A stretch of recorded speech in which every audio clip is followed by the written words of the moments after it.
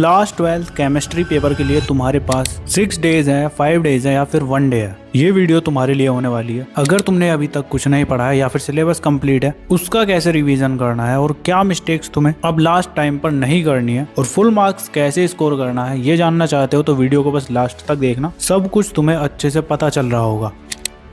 So hi everyone, this is Mukul Bhardwaj और आज की वीडियो में हम केमिस्ट्री में 70 आउट ऑफ 70 स्कोर कैसे कर सकते हैं वो पता लगाएंगे। हम बिल्कुल भी सेफ नहीं जाने वाले। जैसा हमारा फिजिक्स का एग्जाम गया है ना, केमिस्ट्री का ऐसा बिल्कुल नहीं जाएगा, बिकॉज ये वीडियो एकदम एग्रेसिव होने वाली है। फर्स्ट मैं तुम्हें ब्रूटल मिस्टेक्स बताऊंगा। सेकंड मोस्ट इंपॉर्टेंट टॉपिक्स जो कि अपने एग्जाम के लिए सबसे पहले तुम्हें यही करने हैं। इन 20% टॉपिक्स के हेल्प से तुम अपने बोर्ड एग्जाम में 80% स्कोर कर सकते हो। देन थर्ड होगा तुम्हारा लास्ट मिनट डोमिनेशन स्ट्रेटजी। तो सबसे पहले तुम्हारी ये 5 ब्रूटल मिस्टेक्स हैं। मिस्टेक नंबर 1 है तुम्हारी इल्यूजन ऑफ स्टडीइंग। अब होता क्या है कि तुम पढ़ते ज्यादा हो, टेस्ट कम देते हो। मतलब कि लेक्चर्स देख लिए, नोट्स बना लिए, लेकिन प्रैक्टिस वो तो तुम करते ही नहीं हो। जैसे ही तुमने लेक्चर अटेंड कर लिया, तुम्हें लगता है कि अब तो सब समझ आ गया, और यही इल्यूजन तुम्हारी स्टडी के लिए सबसे ज्यादा खराब है। यही सेम मिस्टेक तुमने अपनी फिजिक्स के पेपर में भी की थी। तो अब लास्ट टाइम है ना, तो इस टाइम पर तुम सैंपल क्वेश्चन पेपर वगैरह करोगे अच्छे से, ठीक है। इसके बाद है मिस्टेक नंबर 2 टॉपिक एडिक्शन। अब तुम्हारा फेवरेट चैप्टर 3 है, तुम बार बार उसी को पढ़े जा रहे हो, बार बार उसी के न्यूमेरिकल्स लगा रहे हो, सारा टाइम मतलब उसी पे वेस्ट कर दिया, और जो वीक टॉपिक है उसको इग्नोर कर देते हो। तो ऐसे लेकर आओगे तुम 70 मार्क्स। 70 मार्क्स के लिए तुम्हें सभी चैप्टर्स को इक्वली ट्रीट करना है, सभी को बराबर टाइम दो, ठीक है। कौन से टॉपिक कैसे पढ़ने हैं अभी आगे बताऊंगा। उसके बाद आती है तुम्हारी mistake number 3 important chapter scam. अब तुम्हें यूट्यूब पर बहुत सारी वीडियोस मिल जाएंगी कि इन चैप्टर्स को लगा लो, इन चैप्टर्स को स्किप कर दो, तुम अपने एग्जाम में इतना स्कोर कर लोगे। बट तुम्हें ये मिस्टेक नहीं करनी है, तुम्हें सभी चैप्टर्स को करना है, बस उनके अंदर इंपॉर्टेंट टॉपिक्स को अच्छे से तैयार करोगे अगर तुम्हारे पास कम टाइम है। कभी भी चैप्टर को नहीं छोड़ना है, ठीक है। इसके बाद आती है mistake number 4 solve only PYQs. अब अगर तुम पीवाईक्यूज करके खुश हो जाते हो कि हाँ अब तो हो गया काम, तो तुम सेम फिजिक्स के पेपर की तरह फंस रहे होगे। अब इसका मतलब ये नहीं है कि तुम प्रीवियस ईयर क्वेश्चंस को स्किप कर दो, नहीं करने हैं, बट साथ में सैंपल क्वेश्चन पेपर और कॉम्पिटेंसी बेस्ड क्वेश्चंस की भी प्रैक्टिस करनी है। वो कैसे करोगे वो अभी मैं तुम्हें डोमिनेशन स्ट्रेटजी के अंदर बताऊंगा पहले। इसके बाद मिस्टेक नंबर 5 को देख लेते हैं, जो कि है तुम्हारी पुअर टाइम मैनेजमेंट। अब होता क्या है कि जैसे तुम्हारा लास्ट टाइम चल रहा है तो तुम टाइम मैनेजमेंट पर ध्यान ही नहीं देते। पता चला एक टॉपिक उठाया और उसी को 2 से 3 घंटे लगा दिए समझने में। ऐसा नहीं करना है, तुम्हें लिमिटेड टाइम रखना है। पूरा डेडलाइन सेट करो, इस टॉपिक को इतने घंटे में कंप्लीट कर लूंगा, नहीं होता है तो दूसरा टॉपिक पर चला जाऊंगा। ऐसे सैंपल क्वेश्चन पेपर वगैरह लगाते टाइम ट्राई करो तुम पेपर को जल्दी सॉल्व कर लो, ठीक है। इससे तुम्हें बोर्ड एग्जाम में प्रॉब्लम नहीं होगी, चाहे तुम्हारा पेपर कितना भी लेंथ दिया है। तो ये मिस्टेक्स तुम्हें बिल्कुल भी नहीं करनी है। अब आता है तुम्हारा इस वीडियो का second part, most important topics. अब देखो तुम्हारे पास कितने भी दिन हो, तुम्हें सबसे पहले इन टॉपिक्स को तैयार करना है, उसके बाद बाकी के क्वेश्चंस लगाने हैं। कौन कौन से टॉपिक्स है चलो बताता हूँ। तो फर्स्ट चैप्टर है तुम्हारा सॉल्यूशंस, जिसके अंदर टॉपिक नंबर 1 है तुम्हारा ऑस्मोटिक प्रेशर। ये तुम्हारा बहुत ही ज्यादा इंपॉर्टेंट टॉपिक है इस चैप्टर के अंदर। अब ये टॉपिक तुम्हारा एग्रेसिव क्यों है, बिकॉज बोर्ड्स में यहाँ से तुम्हारे डायरेक्ट न्यूमेरिकल पूछे जाते हैं, वो भी फॉर्मूला बेस्ड। कुछ इस टाइप के क्वेश्चंस तुम्हें मिल रहे होंगे, जैसे मोलर मास फाइंड करना,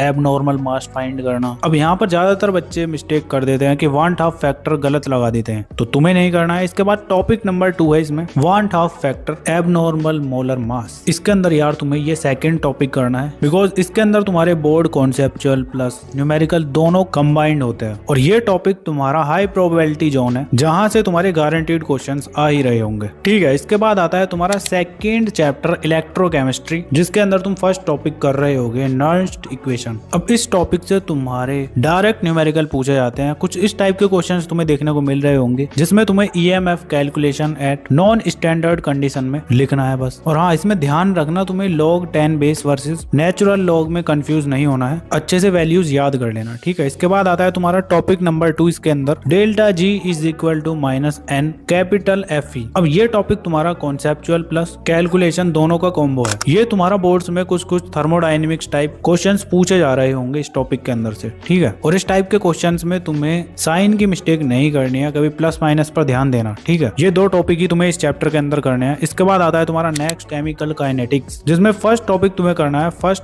ऑर्डर रिएक्शन। अब यहाँ पे तुम्हारी इंटीग्रेटेड इक्वेशन होती है, जिससे तुम्हारे fixed derivation pattern plus numericals पूछे जाते हैं। इसके अंदर तुम्हारे half life calculation, rate constant find करने के लिए क्वेश्चंस दिए जाते हैं, उनको तुम्हें करना है बस, ठीक है। इसके बाद आता है तुम्हारा topic number 2 half life relation. जिसमें तुम्हारे डायरेक्ट फॉर्मूला बेस्ड क्वेश्चंस पूछे जाते हैं। यहाँ पे तुम्हें लो एफर्ट से हाई रिवॉर्ड मिल सकता है, तो बहुत ही इंपॉर्टेंट टॉपिक है, अच्छे से तैयार कर लेना। इसके बाद आता है तुम्हारा फोर्थ चैप्टर कोऑर्डिनेशन कंपाउंड्स, जिसके अंदर तुम टॉपिक नंबर 1 कर रहे होगे IUPAC नोमेनक्लेचर। ये बहुत ही ज्यादा इंपॉर्टेंट है, इनऑर्गेनिक केमिस्ट्री का सबसे फेवरेट टॉपिक है ये, मतलब कि बोर्ड्स का भी एकदम फेवरेट टॉपिक है। इससे तुम्हारे शॉर्ट क्वेश्चन भर भर के पूछे जाते हैं। अब इसके अंदर बस सिंपली तुम्हें जो मिस्टेक नहीं करनी है ना, वो है तुम्हारा लिगेंड अल्फाबेटिकल ऑर्डर, उसको तुम्हें सही से लिखना है, गलत नहीं लिखना है, ठीक है। इसके बाद आता है तुम्हारा सेकंड टॉपिक मैग्नेटिक मोमेंट। ये भी तुम्हारा बहुत ही ज्यादा इंपॉर्टेंट है। इसके अंदर तुम्हारे डायरेक्ट कैलकुलेशन वाले क्वेश्चंस पूछे जाते हैं और सबसे ज्यादा बच्चे यहाँ पर अनपेयर्ड इलेक्ट्रॉन काउंट गलत कर देते हैं, तो उस पर तुम्हें सबसे ज्यादा ध्यान देना है, ठीक है। अब इसके बाद आता है तुम्हारा fifth chapter D and F block elements, ठीक है। तो इसके अंदर तुम्हें फर्स्ट टॉपिक करना है लेंथेनाइड कॉन्ट्राडिक्शन। अब इससे तुम्हारा ऑलमोस्ट फिक्स्ड कॉन्सेप्चुअल क्वेश्चन पूछा जाता है, जो कि शॉर्ट आंसर में ही आता है, तो इंपॉर्टेंट टॉपिक है। इसके अंदर सेकंड इंपॉर्टेंट टॉपिक तुम्हारा होने वाला है KMnO4 और K2Cr2O7 रिएक्शंस। इससे भी तुम्हारे भर भर के क्वेश्चंस पूछे जाते हैं, मतलब कि ये टॉपिक भी तुम्हारे बोर्ड एग्जाम का फेवरेट है। अब इसके बाद आता है तुम्हारा next chapter halo alkane and hello arenes, जिसके अंदर तुम्हें फर्स्ट टॉपिक करना है SN1 वर्सेस SN2 मैकेनिज्म। बहुत ज्यादा इंपॉर्टेंट है, इसको अच्छे से तैयार करना है, ठीक है। और उसके बाद सेकंड टॉपिक तुम्हें करना है हेलो एरीन्स रिएक्टिविटी डिफरेंस। इससे भी तुम्हारे बोर्ड एग्जाम में भर भर के क्वेश्चंस पूछे जाते हैं, तो तैयार कर लो अच्छे से, ठीक है। अब आता है तुम्हारा seventh chapter aldehyde ketones and carboxylic acids, जिसमें फर्स्ट टॉपिक तुम्हें करना है एल्डोल कंडेंसेशन। ये टॉपिक तुम्हारा बहुत ही ज्यादा इंपॉर्टेंट है, ये तुम्हारा बोर्ड पैटर्न फ्रेंडली टॉपिक होने वाला है, तो अच्छे से तैयार करना है। इसके बाद सेकंड टॉपिक तुम्हें करना है कैनिजारो रिएक्शन। ये भी तुम्हारा बहुत ही इंपॉर्टेंट टॉपिक होने वाला है, तो अच्छे से तैयार कर लेना, ठीक है। इसके बाद तुम्हारा 8th चैप्टर आता है एमीन्स, जिसके अंदर टॉपिक नंबर 1 करना है तुम्हें बेसिसिटी ऑर्डर, ठीक है। बोर्ड एग्जाम में तुम्हारे बहुत ज्यादा क्वेश्चंस पूछे जाते हैं इससे। सेकंड टॉपिक तुम करोगे डाईएजोटिसेशन रिएक्शन को, ये भी तुम्हारे बोर्ड एग्जाम में बहुत ही ज्यादा पूछी जा रही है, तो अच्छे से तैयार कर लेना है, ठीक है। इसके बाद आता है तुम्हारा 9th chapter alcohols phenols and ether, जिसके अंदर तुम्हें टॉपिक नंबर 1 करना है ल्यूकस टेस्ट। इससे भी तुम्हारे बहुत ही ज्यादा क्वेश्चंस पूछे जाते हैं, तो अच्छे से तैयार करना है। इसके बाद टॉपिक नंबर 2 है तुम्हारा कोल्बे रिएक्शन। इससे भी तुम्हारे डायरेक्ट क्वेश्चंस पूछे जाते हैं, तो बहुत ही ज्यादा इंपॉर्टेंट है, कर लेना। इसके बाद आता है तुम्हारा 10th चैप्टर बायोमोलिक्यूल्स, जिसके अंदर तुम्हें फर्स्ट टॉपिक करना है DNA वर्सेस RNA डिफरेंस। यहाँ से तुम्हारी सीधे थ्योरी उठा के पूछ ली जाती है, ठीक है। ऐसी सेकंड टॉपिक है तुम्हारा विटामिन